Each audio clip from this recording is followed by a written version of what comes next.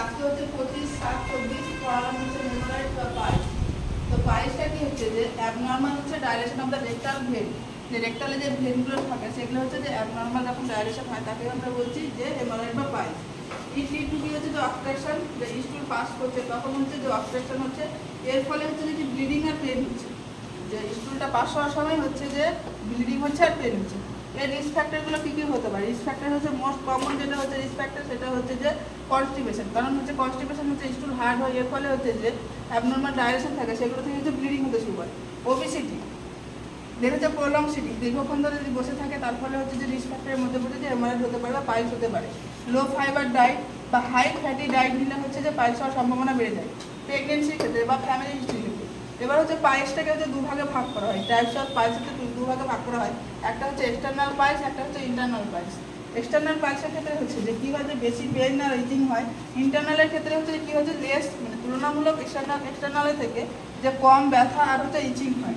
এটা কি করা হয় যে এক্সটার্নাল পাইলসটা হচ্ছে যে খালি চোখে দেখা যায়, আর হচ্ছে ইন্টারনাল পাইলসটা হচ্ছে যে খালি চোখে দেখা যায় না। এটা এখানে একটা হচ্ছে ইনস্ট্রুমেন্ট নিতে হয়, সেটা হচ্ছে যে প্রোটোস্কোপ, এর সাহায্যে কী হচ্ছে যে আমরা দেখা যায়। এক্সটার্নাল পাইলসের ক্ষেত্রে হচ্ছে যে ফ্রেশ ব্লিডিং আসে, ইন্টারনালের ক্ষেত্রে হচ্ছে যে ডার্ক রেড ব্লিড প্রেজেন্ট থাকে। এখানে হচ্ছে যে বিলো স্পিনেক্টার, এটা হচ্ছে যে পাইলসটা কোথায় থাকে, এক্সটার্নালটা হচ্ছে বিলো অ্যানাল স্পিনেক্টার, যে অ্যানাল থাকে আমাদের, অ্যানালের হচ্ছে স্পিনেক্টার হচ্ছে নিচে যেখানে আছে এখানে হচ্ছে যে দেখা যায় এক্সটার্নালটা। ইন্টারনালটা হচ্ছে যে আপারে দেখা যাচ্ছে, যে অ্যানাল স্পিনেক্টার থাকে তার উপরে হচ্ছে দেখা যায়।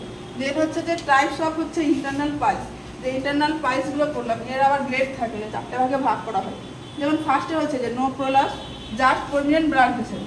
1 নম্বরে কি হচ্ছে যে এরকম থাকছে, সেখানে হচ্ছে ব্লাড ভেসেলগুলো হচ্ছে যে প্রমিনেন্ট থাকছে বাট হচ্ছে কোনো প্রোলাপস হচ্ছে না।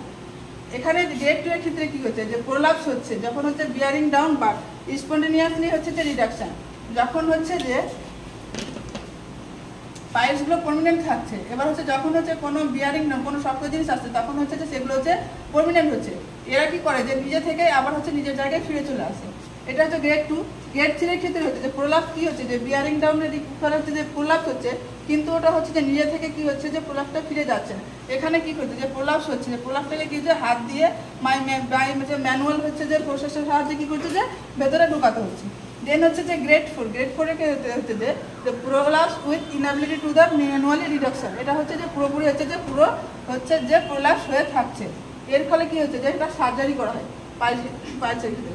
এবার ম্যানেজমেন্ট, ফার্স্ট যে ম্যানেজমেন্ট বলছি যে ডায়েটারি যে প্যাটার্ন সেটা হচ্ছে মডিফিকেশন করতে হবে।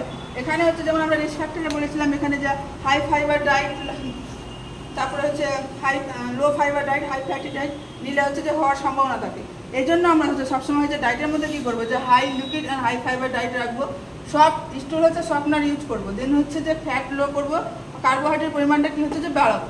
দেন হচ্ছে সার্জারি, এখানে হচ্ছে সার্জারি করা হয়, সেই সার্জারিগুলোর নাম হচ্ছে যে স্টেপল প্রসিডিউর। স্টেপল প্রসিডিউরটা কী করা হয় যে যেখানে হচ্ছে ভেনগুলো প্রমিনেন্ট থাকে, যে ভেনগুলো প্রমিনেন্ট থাকে এগুলো কী করা হয় যে এক জায়গায় কী করা হয় যে স্টেপলার করা হয়, টাইট করে বেঁধে দেওয়া হয়। এর ফলে কী হয় যে ব্লাড যে সাপ্লাইটা থাকে সেটা কী করে যে ডিক্রিজ হয়। ব্লাড সাপ্লাই যখন ডিক্রিজ হয় তখন হচ্ছে যে এখানে কি যে নেক্রোসিস হতে শুরু করে, যে অ্যাবনর্মাল গ্রোথ আছে সেখানে হচ্ছে নেক্রোসিস হতে শুরু করে। এটা হচ্ছে 2 থেকে 3 দিনের মধ্যে হচ্ছে ফল ডাউন হয় স্টুলের সাহায্যে। দেন হচ্ছে একটা হচ্ছে লেসার সার্জারি। লেসার সার্জারির ক্ষেত্রে হচ্ছে যে ডিস্ট্রয় করা হয় অ্যাবনর্মাল হচ্ছে গ্রোথ ইন দ্য ভায়া হচ্ছে লেসার রে, যে একটা লেসার রে দেওয়া হয়, এটার সাহায্যে যে অ্যাবনর্মাল যে গ্রোথগুলো আছে সেগুলোকে হচ্ছে নষ্ট করা হয়। দেন হচ্ছে যে ক্রায়ো সার্জারি করে হচ্ছে লিকুইড নাইট্রোজেন গ্যাস ইউজ করা হয়, যার টেম্পারেচার থাকে যে -20°C। এর ফলে কী হয়েছে যে বেসো কনস্ট্রিকশন হচ্ছে, ব্লাড ভেসেল কী হচ্ছে যেখানে হচ্ছে যে কনস্ট্রিক্ট থাকছে এখানে ব্লাড সাপ্লাইটা ডিক্রিজ হচ্ছে। এর ফলে হচ্ছে নেক্রোসিস হচ্ছে, নেক্রোসিসের ফলে হচ্ছে ডেথ হচ্ছে এবং হচ্ছে রিস্টের সাথে বেড়ে যাচ্ছে। দেন হচ্ছে আফটার সার্জারি, এই সার্জারিগুলো করার পর হচ্ছে যে পেশেন্টকে আমরা কী করবো 24 আওয়ার্স হচ্ছে যে প্রন পজিশনে রাখবো। তারপরে হচ্ছে যে পেশেন্টকে সিজ বাথ দেওয়া হয়, সিজ বাথ হচ্ছে যে 24 আওয়ার্স পরেই দেবো। কারণটা কী হচ্ছে যে আমরা যদি 24 আওয়ার্স আগে যদি সিজ বাথ দিই তাহলে যে পেশেন্টের ক্ষেত্রে বেসো ডাইলেশন হওয়ার সম্ভাবনা বেড়ে যায়, এর ফলে হচ্ছে যে ব্লিডিং হওয়ার সম্ভাবনা থাকে। সিজ বাথের ক্ষেত্রে হচ্ছে যে 1 মর্টার প্লাস হচ্ছে এখন বিটাডিন দিয়ে হচ্ছে পেশেন্টকে দেওয়া হয়, একদিনে হচ্ছে 2 থেকে 3 বার দেওয়া হয়। আজকে এই পর্যন্ত।